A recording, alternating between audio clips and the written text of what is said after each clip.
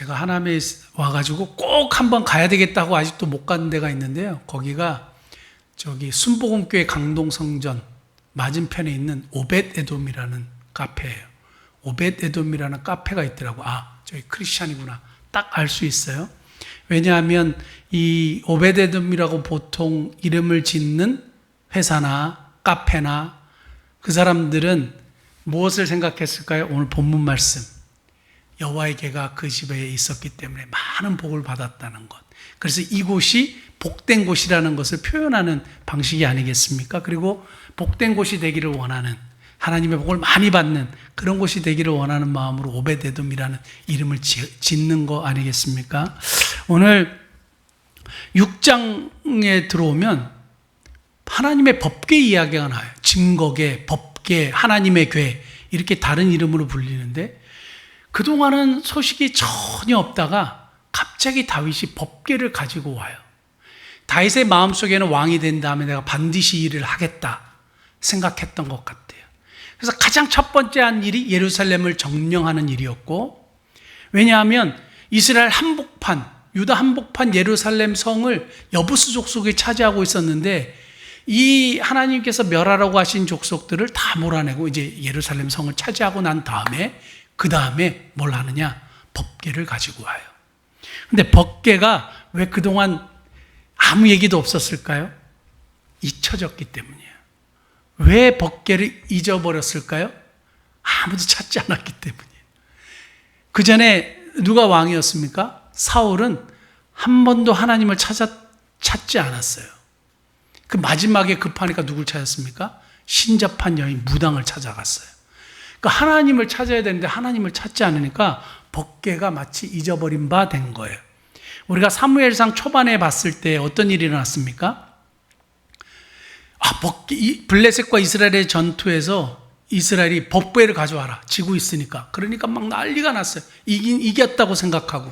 그런데 뺏깁니다. 블레셋에게. 그 법궤가 뺏겼어요. 그래서 그 법궤가 가는 곳마다 하나님이 재앙을 내리셨어요.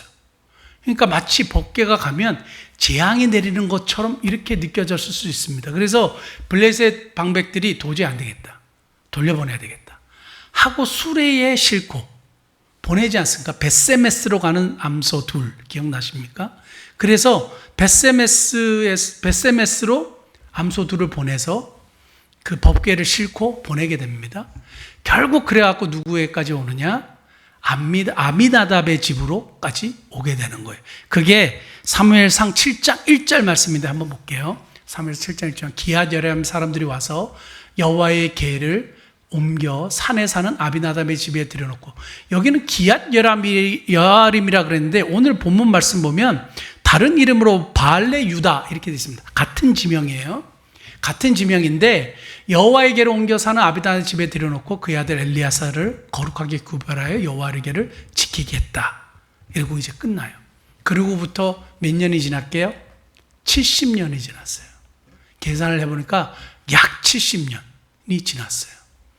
그러니까 70년 동안 하나님이 잊혀진 바 된 거예요. 근데 다윗의 마음속에는 여호와 하나님, 만군의 여호와 하나님을 생각했던 거예요. 그래서 성막 예배를 다시 회복시킨 거예요. 싶었던 거예요. 그래서 법궤를 가지고 온 거예요. 그 법궤를 가지고 왔는데 문제가 발생했어요. 새 수레를 준비하고 3만 명이나 동원해서 오케스트라를 만들고 멋지게 법궤가 돌아오는 것을 축하하고 민족의 행사로 막 만들려고 딱 했는데 소가 펄쩍 뛰었잖아요. 그러니까 우사가 그를 잡았잖아요. 그런데 하나님 우사를 쳐버리셨잖아요. 무슨 자연재해로 죽은 게 아니라 하나님이 치셨다 그랬어요. 하나님이 개입하셔서 죽이신 것이 됩니다. 근데 왜 하나님이 그렇게 했느냐? 우사가 잘못했다 그랬어요. 우사가 잘못했기 때문에.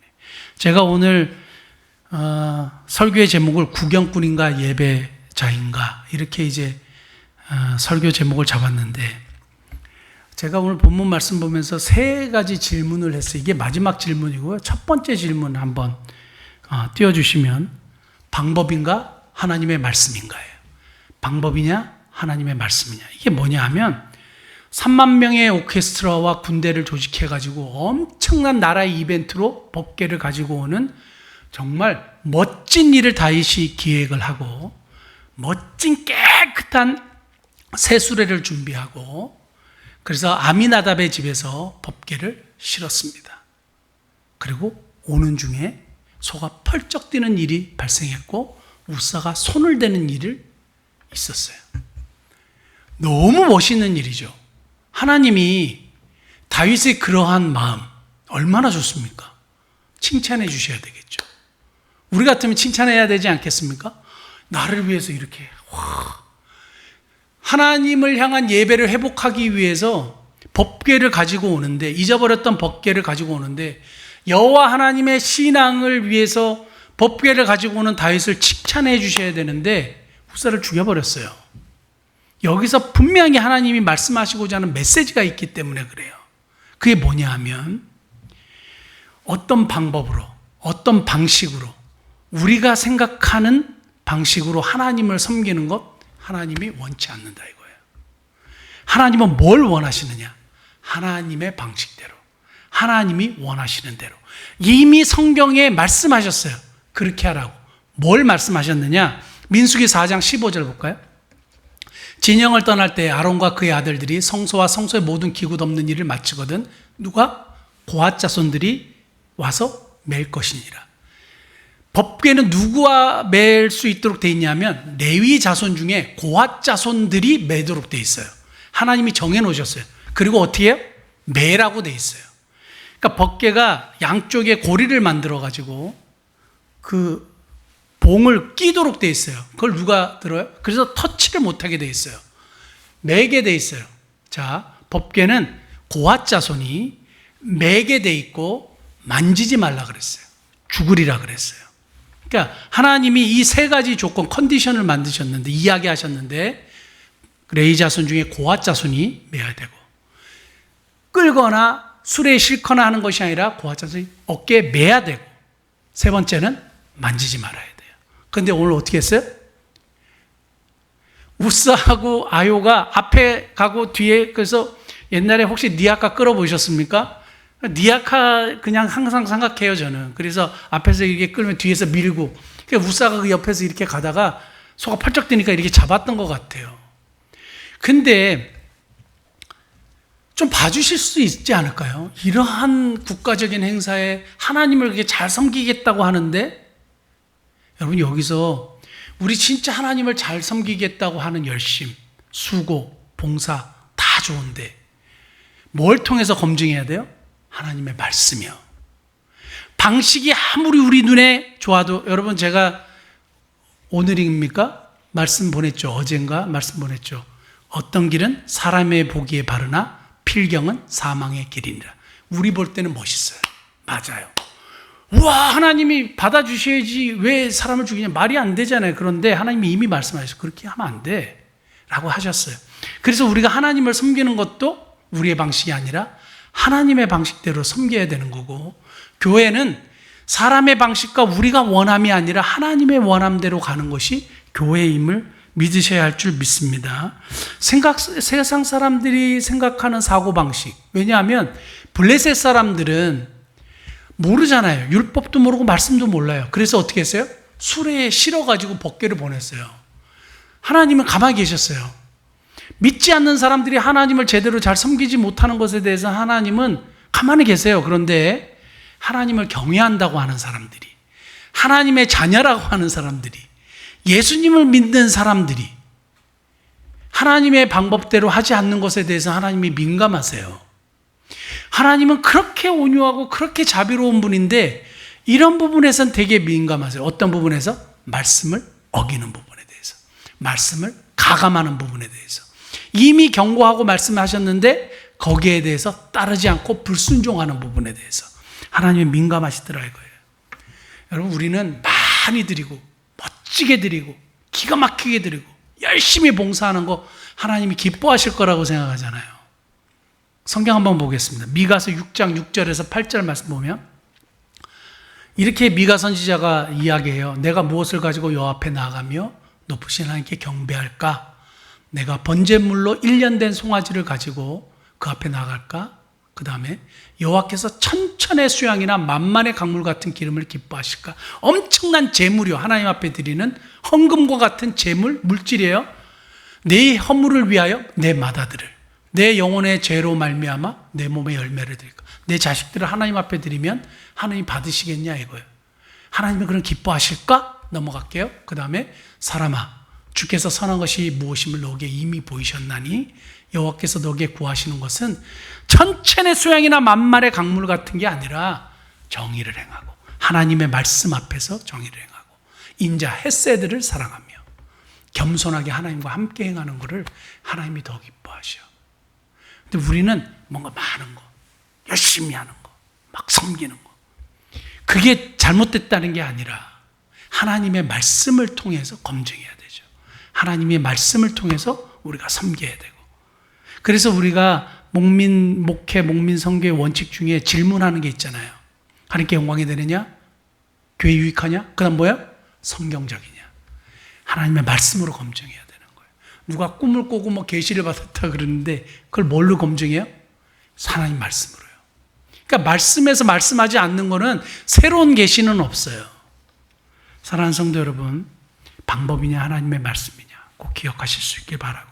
하나님의 말씀입니다. 그 다음에 두 번째는 본문 말씀 보면서 제가 발견한 형식이냐 관계이냐. 뭘 발견했냐 하면 아미나답의 집에 몇 년 있었습니까? 70년 있었어요. 그런데 오늘 오베데돔의 집에 하나님의 법궤가 가니까 3개월 만에 하나님이 복을 어마어마하게 주셨대. 근데 70년 동안 법궤가 있었는데 복을 주셨다는 얘기가 성경에 없어요.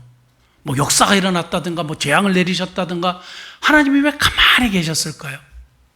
형식이에요. 껍데기만 있는 거예요. 70년 동안 그러는 척한 거예요. 뭐 하나님을 섬긴다고 했는데 하나님은 그 중심을 아시잖아요. 중심을 보시잖아요. 경외하지 않아요.